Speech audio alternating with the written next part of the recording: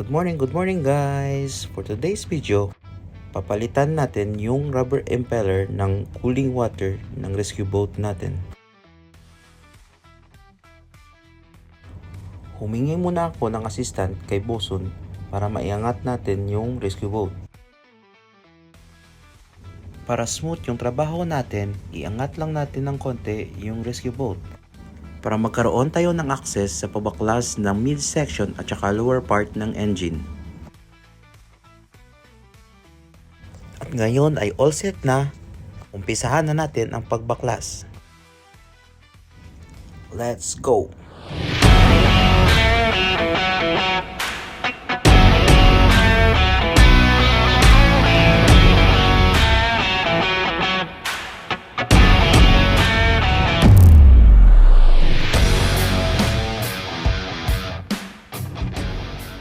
Ito yung dahilan kung bakit wala nang may lumalabas na tubig sa engine natin.